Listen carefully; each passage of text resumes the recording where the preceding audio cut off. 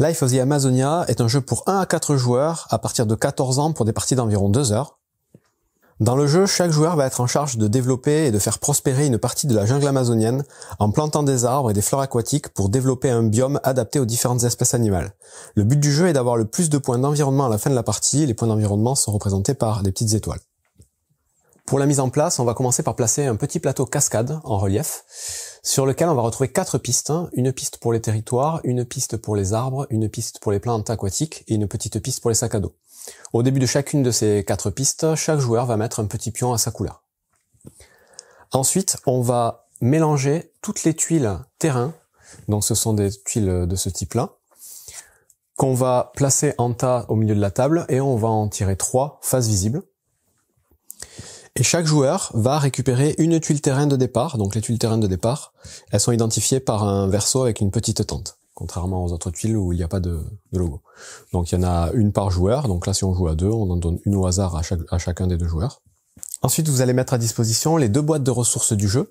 Donc dans le jeu, il y a 4 types de ressources: les feuilles, l'argent, les fruits et l'eau. Et pour chacune de ces ressources, vous avez des jetons de valeurs différentes. Donc des jetons de valeur 2, 3 ou 4 dans chacune de ces ressources. Vous voyez que ces jetons-là, ils ont cette forme-ci. En début de partie, vous allez en avoir un certain nombre, je vais y revenir. Mais voilà, vous avez la réserve qui se trouve ici. Donc ces boîtes, vous les positionnez, vous les ouvrez, et vous avez à l'intérieur les différents jetons. Et en dessous, vous avez le coût pour pouvoir acheter ces jetons, qui s'achèteront toujours avec des pièces. En plus de ces réserves de ressources, vous allez aussi constituer une réserve avec des arbres. Donc ce sont des petits arbres en 3 dimensions. Les plantes aquatiques, qui sont des jetons. Les jetons graines, que vous avez ici. Et des petites tuiles terrain individuelles que vous allez mettre sur le côté aussi. On continue en mélangeant et en plaçant en tas les 2 types de cartes, des petites cartes qu'on trouve dans le jeu, qui sont les cartes nature et les cartes insectes. Donc nature avec un dos vert, insecte avec un petit papillon violet. Ces cartes-là, donc vous en faites un tas de chaque et vous en révélez 3 de chaque en dessous. Ensuite, on va mettre en place le refuge des animaux. Donc ce refuge-là, il est constitué de 8 types d'animaux, qui seront toujours les mêmes pour toutes les parties. Mais par contre, vous allez choisir à chaque fois une face de carte qui va déterminer la façon dont vont scorer ces animaux. Donc là, pour la première partie, on vous conseille d'utiliser la face A. Donc vous voyez que c'est marqué en bas à droite. Mais si vous retournez les cartes, vous avez la face B au verso. Et vous avez d'autres cartes dans le jeu, les mêmes, mais avec la face C et D. Donc ces animaux, comme je vous disais, ce sont toujours les mêmes. Vous avez le toucan, le tamarin, le pivert, la grenouille, le caïman, le hara, le jaguar et les loutres géantes. Et vous allez déterminer en fonction du nombre de joueurs combien d'animaux de ce type sont disponibles dans le refuge. Ça, pareil, il faut regarder en bas à droite de chaque carte et vous avez indiqué la façon dont vous allez mettre le nombre d'animaux. Donc ici, pour le toucan, par exemple, on vous dit qu'il faut 2 fois le nombre de joueurs. Donc si on joue à 2, il en faut 4. Le tamarin, c'est 3 fois le nombre de joueurs. Le jaguar, par exemple, c'est le nombre de joueurs plus 1. Donc 2 plus 1, 3.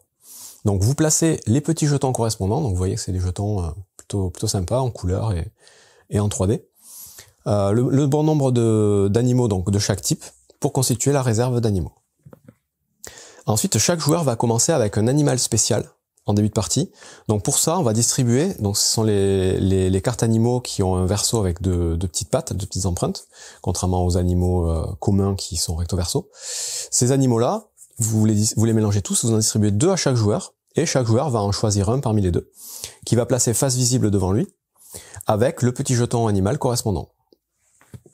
Sur ces cartes d'animaux uniques, vous avez en bas à droite une petite indication du niveau de difficulté de l'animal en jeu pour pouvoir le jouer. Donc vous voyez, quand vous avez 2, c'est moyen, 1, c'est facile, et quand il y a les 3, c'est que c'est difficile. Quand vous récupérez la carte animale, vous allez regarder aussi en bas à gauche si vous avez un petit symbole de graine. Si c'est le cas, vous allez récupérer tout de suite une graine pour commencer la partie. Enfin, chaque joueur va récupérer un petit sac à sa couleur et un petit bateau à sa couleur. Et dans le sac, il va mettre des jetons de ressources qui sont exactement ceux-là. Donc vous allez avoir 2 jetons de valeur 1 pour l'eau, 2 jetons de valeur 1 pour les feuilles, 2 jetons de valeur 2 pour les pièces, 3 jetons de valeur 1 pour les pièces et 1 jeton de valeur 2 pour la nourriture. Donc ces jetons-là, vous allez tous les mettre dans votre sac, vous allez mélanger et vous allez en tirer 5 chaque joueur va en tirer 5 pour commencer la partie. Ce sont ses ressources de départ. Si vous jouez à plus de 2 joueurs, les joueurs 3 et éventuellement 4 vont recevoir une graine aussi pour commencer la partie. En plus, comme compensation pour jouer plus tard dans le jeu. Et derniers éléments à mettre en place dans le jeu, vous avez un petit jeton ici, avec marqué 5 dessus, que vous allez placer à côté du refuge pour animaux, et 5 jetons, ici, verts, que vous allez aussi placer à côté du refuge d'animaux, qui vont servir à indiquer quel type d'animaux seront épuisés pendant la partie. Et c'est ça qui va déclencher la fin de partie. On est alors prêt à commencer la partie et on va déterminer un premier joueur. Donc il dit c'est le dernier à avoir vu un documentaire animalier qui commence. Ce premier joueur va à son tour enchaîner 2 phases, une phase d'action et une phase d'entretien. Et ensuite ça passe au joueur suivant qui fait sa phase d'action, sa phase d'entretien. Et on va faire ça jusqu'à ce que 5 réserves d'animaux soient vidées. C'est-à-dire que dès que une réserve est vidée, on va mettre un petit jeton comme ça dessus. Et le joueur qui va vider la 5e réserve va mettre le dernier jeton sur la réserve correspondante et va récupérer tout de suite ce jeton-là, qui lui vaudra 5 points de victoire. À partir de là, tous les autres joueurs auront la possibilité de jouer un dernier tour et on passera au décompte final. Donc voilà pour l'aperçu global du jeu. Durant sa phase d'action, un joueur va avoir la possibilité de faire plusieurs actions parmi 8 possibles. Et à chaque fois qu'il va devoir faire une action, il va devoir en payer le coût en utilisant les jetons qu'il a disponibles devant lui. Donc chaque action va avoir un coût différent, je vais tout vous les expliquer bien évidemment. Mais il faut savoir que voilà, on est limité aux jetons qu'on a devant nous, et à chaque fois qu'on va réaliser une action, il va falloir payer ces jetons dans notre bateau. On fait l'action, et à partir du moment où on ne veut plus ou ne peut plus faire d'action, on passe à sa phase de nettoyage ou d'entretien, que je vais expliquer aussi. Et une fois qu'on a fait ça, c'est au joueur suivant de faire autant d'actions qu'il veut parmi 8 en utilisant ses jetons, et ainsi de suite.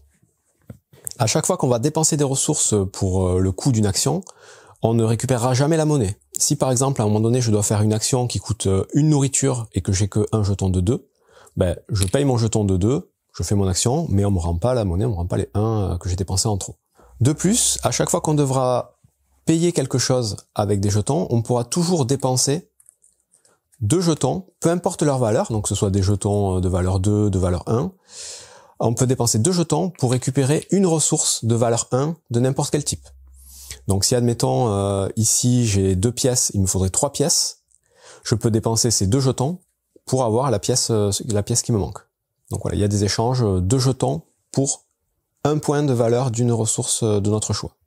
Dernière règle importante concernant les actions et leurs coûts, chaque action doit être entièrement terminée avant de passer à la suivante. C'est-à-dire qu'on ne peut pas additionner le coût de 2 actions pour pouvoir les payer.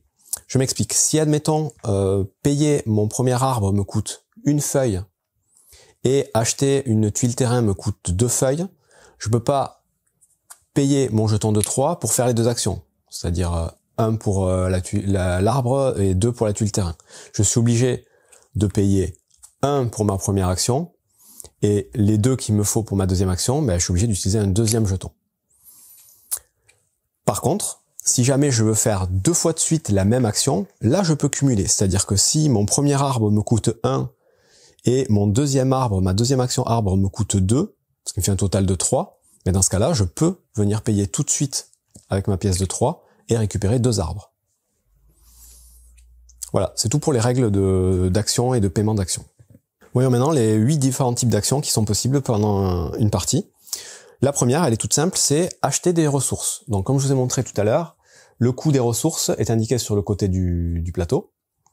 Et vous allez, à chaque fois que vous voulez récupérer une ressource, payer en pièces. Donc là, si je veux par exemple récupérer une ressource de valeur 2 en gouttes, ça va me coûter 3 pièces. Donc je vais payer mes 3 pièces, récupérer la ressource, et toute ressource récupérée vient aussi dans le bateau. C'est-à-dire qu'elle sera disponible que quand on remélangera toutes les ressources.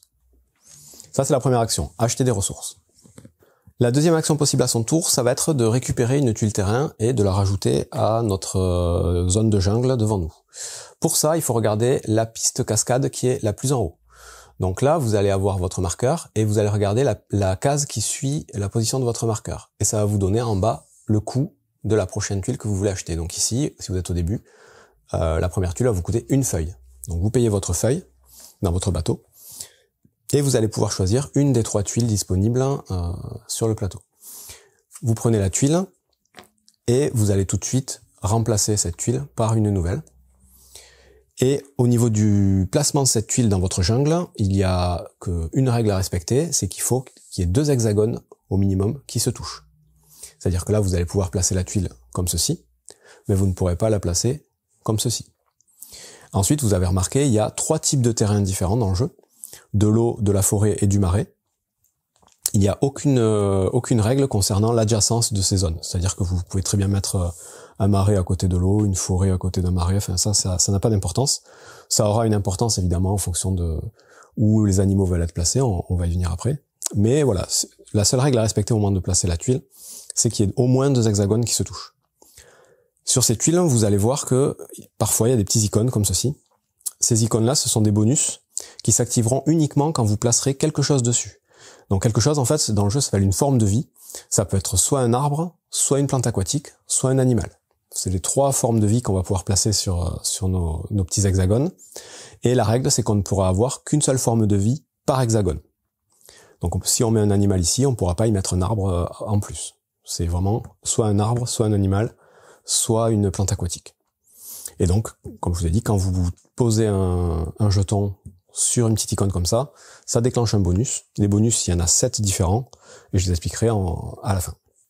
Je reviens 2 minutes sur la piste cascade. Donc vous avez en bas, comme vous avez compris, le coût à payer pour récupérer votre tuile. Donc vous voyez, la prochaine tuile, elle va me coûter 2, l'autre d'après me coûtera aussi 2, l'autre d'après me coûtera 3, et ainsi de suite. De temps en temps, vous avez des petits icônes ici, qui sont aussi des icônes de bonus. Ils s'activeront dès que vous amènerez votre jeton dessus. Et ce sera un one shot, vous le ferez, et on n'en parle plus. Vous avez aussi des bonus avec des petites étoiles qui sont, eux, présents sur les cases où vous allez placer vos jetons. Ceux-là, par contre, ils ne s'activeront que pour le premier joueur à atteindre la case. Tous les autres joueurs, derrière, n'activeront pas ce bonus. Contrairement à ceux qui sont en bas, qui sont valables pour tout le monde. Enfin, sur ces pistes, vous avez de temps en temps des points marqués en haut. C'est des points de victoire en fin de partie en fonction de la position de votre marqueur. Donc sur la première piste, il n'y a que les 3 dernières cases qui vous feront marquer des points. Sur les autres pistes, vous allez avoir des points quel que soit l'endroit où vous êtes, sauf si vous restez sur la case de départ. On peut maintenant expliquer la 3e action possible à son tour, qui est de planter un arbre. Bon, mais c'est exactement le même principe que pour récupérer une tuile terrain, sauf que là, ça va se passer sur la 2e piste, et vous avez, pareil, le coût à payer, c'est la prochaine case qui suit votre jeton. Vous payez, et dans ce cas-là, vous allez récupérer un petit arbre que vous allez tout de suite devoir placer sur votre terrain. La règle de placement des arbres, elle est simple, c'est obligatoirement sur une case de forêt qui est vide. C'est-à-dire, il ne faut pas qu'il y ait déjà un animal dessus ou un jeton. Et là, comme je vous l'ai dit, si vous la placez sur une case avec un petit icône de bonus, vous activez tout de suite le bonus. 3e action, la dernière piste de la cascade, c'est les plantes aquatiques. Exactement le même principe, sauf que là, vous allez payer en eau et vous récupérez un petit jeton de plante aquatique que vous devrez passer tout de suite sur une case d'eau. Même principe, il faut que la case soit vide, et si elle a un bonus, vous l'activez tout de suite. Pour pouvoir planter un arbre ou une plante aquatique, il faut obligatoirement avoir une case de terrain disponible, sinon on ne peut pas faire l'action. On ne peut pas juste avancer son marqueur pour gagner des points de victoire et ne pas récupérer la tuile, ne pas récupérer le jeton si on ne peut pas le placer. 5e type d'action possible, acheter plutôt une carte nature. Les cartes nature, ce sont soit les paysages à dos vert, soit les insectes. Pour pouvoir acheter une carte nature, il faut regarder tout simplement son coût en bas à gauche, qui est toujours en eau. Donc c'est de l'eau qu'il faudra payer à chaque fois. La différence entre les deux, c'est que les insectes, quand vous l'achetez, ce sont des cartes à usage unique. Donc vous allez faire directement ce qui est inscrit dans la petite zone blanche à droite et défausser la carte. Les cartes paysages, par contre, elles, vous allez les conserver devant vous et ce seront des points de victoire en fin de partie en fonction de certaines conditions. Donc par exemple celle-ci, on vous dit que par pi vert que vous aurez, vous gagnerez 2 étoiles supplémentaires, 2 points de victoire supplémentaires. Les cartes paysages, vous ne pourrez en conserver que 4 maximum devant vous en fin de partie. Si vous voulez en acheter une 5e, il faudra en remplacer une, tout simplement. Donc évidemment, à chaque fois que vous achetez une carte, vous venez la remplacer par une nouvelle. La 6e action possible, c'est d'augmenter sa capacité de stockage. Donc la petite zone de sac à dos qui est en bas à droite de la rivière, par défaut, vous avez une valeur 1. Ça veut dire que à la fin de chacune de vos actions, pendant votre phase de nettoyage, vous allez pouvoir conserver un jeton non utilisé, une ressource non utilisée, par défaut. Bon, mais si vous payez 2 os comme action, vous allez pouvoir faire monter votre jeton de une case, gagner le petit bonus qui est indiqué ici, et à la fin de chacun de vos tours suivants, vous pourrez conserver 2 jetons. Et si vous arrivez sur la dernière marche, idem, et vous pourrez conserver 3 jetons à la fin de chaque tour. Et donc vous aurez à chaque fois, au début de vos tours suivants, plus de possibilités parce que plus de jetons. La 7e action possible, c'est d'acheter des bonus. Vous avez toujours sur la piste cascade, au 2e étage, sur la droite, 4 types de bonus que vous allez pouvoir acheter directement. Donc les bonus, je vous ai dit, vous pouvez en trouver aussi sur vos hexagones. Vous en avez parfois sur les cartes insectes, mais vous pouvez les acheter directement. Donc là, ça va vous coûter 4 pièces pour ce premier bonus, 5 pièces pour celui-ci, 7 pièces et 3 feuilles pour le dernier. Donc je vais vous les expliquer tous, sachant qu'ils sont détaillés sur les cartes d'aide de jeu, donc qui sont recto verso. Vous avez les 8 types actions, et de l'autre côté, vous avez les 6 bonus possibles. Le premier type de bonus, avec la main sur fond jaune, vous permet tout simplement de piocher un nouveau jeton ressource dans votre sac que vous pouvez utiliser dès ce tour. Le deuxième, sur fond vert avec un hexagone, va vous permettre de piocher une des tuiles terrain spéciales, donc c'est les tuiles à un seul hexagone, que vous allez pouvoir venir rajouter à votre jungle, toujours en respectant la règle de adjacent à 2 hexagones déjà placés. C'est-à-dire que vous ne pourrez pas venir la mettre comme ceci, il faudra venir la mettre ici. Et l'avantage de ces tuiles-là, c'est qu'elles vont aussi permettre de venir recouvrir des tuiles terrain que vous avez déjà. C'est le seul moyen de venir recouvrir une tuile, donc pour agrandir une zone de marée par exemple.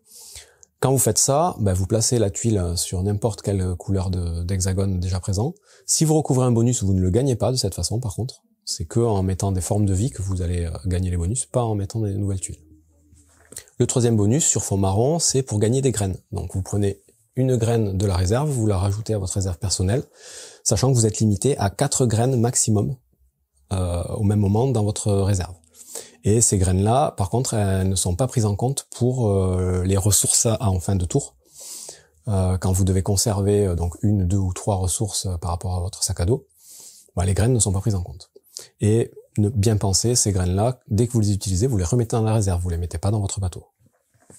Quatrième bonus sur fond bleu, la double flèche, c'est pour relocaliser une forme de vie. Donc ça va vous permettre de déplacer une forme de vie de votre plateau vers une autre case. Donc ça peut être un arbre, une plante aquatique ou un animal. Il faut par contre toujours respecter les règles de placement. Donc les animaux, on les a pas encore vus, mais bon, les arbres, c'est toujours dans les forêts, les plantes aquatiques, toujours dans l'eau. Et quand on fait ça, quand on déplace une forme de vie, si on la déplace sur une case avec un bonus, on ne gagne pas le bonus. 5e type de bonus sur fond violet, l'espèce de double carte là, ça va vous permettre de réagencer un petit peu ce qui est à votre disposition pendant la partie, à savoir les tuiles terrain et les cartes nature. Donc là, quand vous avez ce bonus, vous allez pouvoir défausser jusqu'à 2 de ces éléments. Donc ça peut être 2 cartes paysage, une carte paysage, une carte insecte, 2 tuiles. Vous faites le mélange que vous voulez, vous défaussez 2 de ces éléments et vous en remettez le même nombre au même endroit. Enfin, le dernier bonus, le compost, donc sur fond gris avec la croix, ça va vous permettre d'épurer un peu votre réserve de ressources en défaussant un jeton ressources, en le remettant dans la réserve.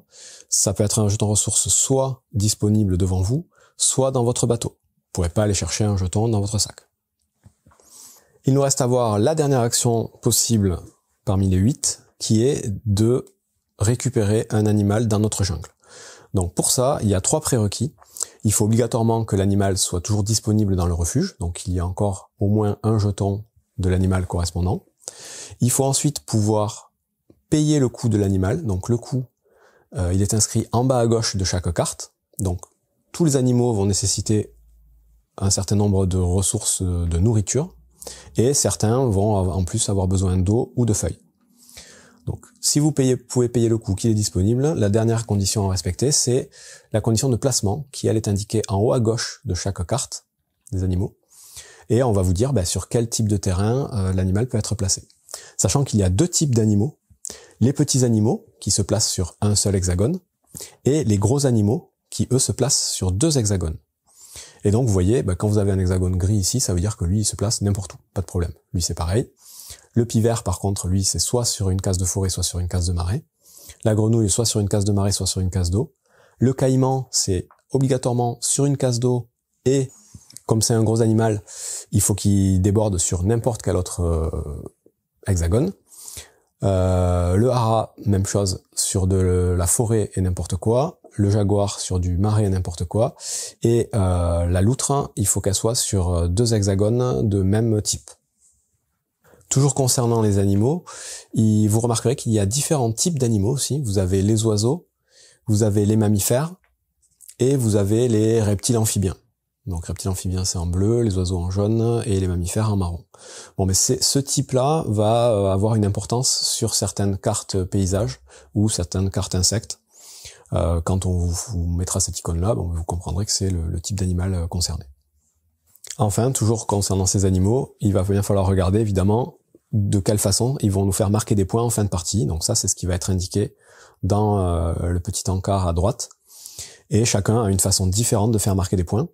Et parfois, vous allez avoir des animaux qui vont aussi vous faire vous donner des effets au moment où ils sont placés. Par exemple, le toucan, avec cette icône d'éclair là, c'est à chaque fois que vous le placez, vous ferez ce qui a marqué ici.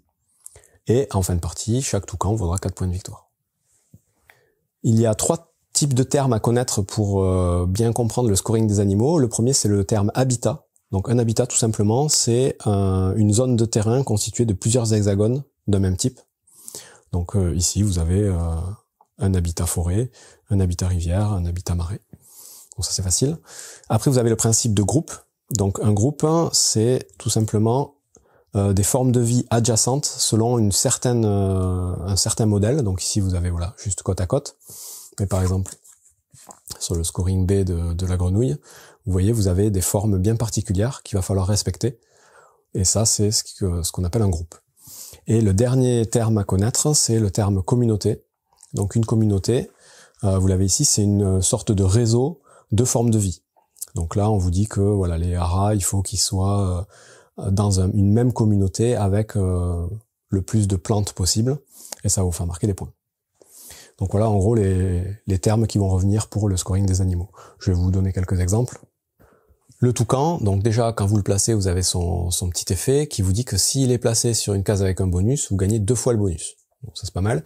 Et ensuite, tout simplement, chaque toucan vaudra 4 points de victoire. Celui-là, je vous l'ai dit tout à l'heure, c'est le plus simple. Le tamarin, on vous dit qu'il va scorer un certain nombre de points en fonction des autres animaux présents dans son habitat. Donc si vous avez mis un tamarin, par exemple, dans une forêt, vous allez regarder tous les autres animaux autres que des tamarins dans cette forêt, et vous allez les compter, ça va vous donner un certain nombre de points. Assez simple. Le pivert, lui, il va vous donner 4 points s'il est placé à côté d'un arbre. Et par contre, j'ai pas expliqué, mais pour les groupes, chaque forme de vie ne peut compter qu'une seule fois. C'est-à-dire que là, vous avez un pivert, un arbre, ça fait 4 points. Si vous remettez un pivert ici, il refait pas 4 points, parce que l'arbre a déjà été compté. Donc c'est vraiment chaque groupe différent de pivert et d'arbres fera 4 points. Même principe pour les grenouilles avec les plantes aquatiques. Ensuite là on retrouve le même principe que pour le tamarin, mais avec les plantes aquatiques dans la zone d'eau du caïman. Ça c'est pareil, c'est le même principe. Le jaguar, tout simplement, on vous dit qu'il score 3 points par animaux différents qui sont adjacents à lui. Donc jusqu'au maximum de 15 points. Et la loutre géante, on vous dit qu'elle va scorer des points en fonction du nombre d'hexagones constitués par son habitat. Donc l'habitat dans lequel elle est, vous allez compter tous les hexagones qui le composent et vous marquerez plus ou moins de points en fonction de ce nombre-là. Donc voilà, il va falloir faire attention quand vous allez placer vos animaux, où est-ce que vous allez les mettre par rapport à vos habitats, à vos végétations, enfin tout est vraiment imbriqué pour essayer de scorer et d'optimiser au maximum. Enfin, je n'ai pas parlé du coup des animaux uniques qu'on a récupérés en début de partie. Ceux-là, donc, vous allez pouvoir aussi les placer pendant la partie. Ils n'ont pas de coût, donc vous n'allez pas devoir payer de la nourriture ou quoi que ce soit. Mais pour pouvoir les placer, il faudra quand même respecter les conditions qu'il y a marquées au niveau du type de terrain et la condition qu'il y a marquée en haut du cadre blanc. Donc par exemple, l'iguane, on vous dit qu'il faut qu'il soit adjacent à au moins 2 arbres pour être placé et qu'il soit placé sur une case de forêt. À partir du moment où vous allez le placer, lui, vous pourrez pas le relocaliser. C'est le seul animal que vous n'allez pas pouvoir bouger avec le bonus de relocalisation. Mais par contre, à partir du moment où il est placé, il va vous donner le petit bonus qui est inscrit en bas à droite et qui sera à chaque fois valable une fois par tour, enfin la plupart du temps en tout cas. Donc par exemple, l'iguane, quand il est placé, une ressource de graines comme ça, quand vous la dépensez, elle va vous donner n'importe quelle ressource, mais de valeur 2, au lieu d'avoir une ressource de valeur 1. Donc ça c'est plutôt pas mal, mais encore une fois, une seule fois par tour. Et l'anaconda, donc lui, il faut qu'il soit adjacent à au moins 2 animaux pour être placé. Il va prendre 2 hexagones, et à partir du moment où il est placé, il va réduire le coût en nourriture de chaque animal de 1. Donc voilà, ça va vous donner des pouvoirs pour vous aider dans la partie. Si on revient au tour de jeu, donc vous avez vu les 8 types d'actions possibles, je récapitule. Acheter des jetons, acheter des terrains, construire, planter des arbres, planter des plantes aquatiques, augmenter sa capacité de stockage, placer un animal, acheter un bonus, ou acheter une carte nature. Donc voilà les 8 actions possibles qui ont à chaque fois des coûts différents que vous allez devoir payer. Une fois que vous avez fait toutes les actions possibles à votre tour, vous passez à votre phase de nettoyage. Donc la phase de nettoyage, elle est simple. Vous allez conserver un certain nombre de jetons par rapport à votre sac, donc par défaut 1, mais jusqu'à 3.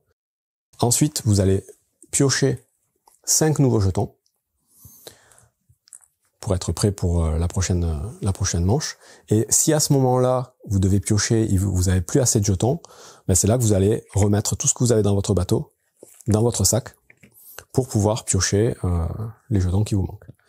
Et vous allez être prêt pour le nouveau tour. On vous dit que pendant que le joueur fait sa phase de nettoyage, l'autre peut déjà commencer à faire ses actions pour fluidifier un peu le jeu. Une fois que vous aurez déclenché la fin de partie, donc je rappelle quand 5 réserves d'animaux seront vides, les joueurs qui n'ont pas déclenché la partie font une dernière action, et ensuite on passe au décompte final. Pour compter les points, vous allez prendre le pli bloc-notes fourni à cet effet, marquer le nom de chaque joueur, et commencer par compter déjà les points de chaque animal. Donc vous allez, en fonction de ce que vous avez fait dans votre jungle, regarder combien va vous rapporter chaque animal. Ensuite, vous allez regarder combien va vous rapporter les cartes paysages que vous avez sélectionnés, enfin que vous avez récupérés pendant la partie. Donc juste les exemples qui sont ici. Par exemple, là vous allez marquer un certain nombre de points en fonction du nombre de gros animaux que vous aurez dans votre jungle. Donc les gros animaux, c'est ceux qui prennent 2 hexagones. Si vous en avez 4, 7 points. Si vous en avez 6, 10 points. Si vous en avez 8 ou plus, 13 points. Ici, vous marquerez 2 points par pivert. Et ici, vous marquerez 2 points par paire d'oiseaux et de reptiles que vous aurez dans votre jungle. Donc c'est un exemple, mais il y en a tout un tas. Ensuite, vous allez regarder la position de vos marqueurs sur les 3 pistes donc de terrain, d'arbres et de plantes aquatiques qui vont vous rapporter donc les points correspondants qui sont inscrits en haut, que vous rapportez ici. Chaque graine qui vous reste vaudra 1 point et le joueur qui aura déclenché la fin de partie aura les 5 points du petit jeton de fin de partie. Vous faites le total. Le joueur qui a le plus de points remporte la partie. S'il y a une égalité, c'est le joueur qui aura le plus d'animaux dans sa jungle qui remporte la partie. Voilà pour Life of the Amazonia, un excellent jeu de gestion de tuiles, d'animaux, de scoring, qui fait clairement penser à Cascadia pour ceux qui connaissent, mais version plus expert. Donc pour moi c'est Cascadia 2.0. C'est plus riche, c'est plus interactif, il y a vraiment beaucoup de choses en plus, et ça en fait vraiment un très bon jeu. Bon jeu à vous.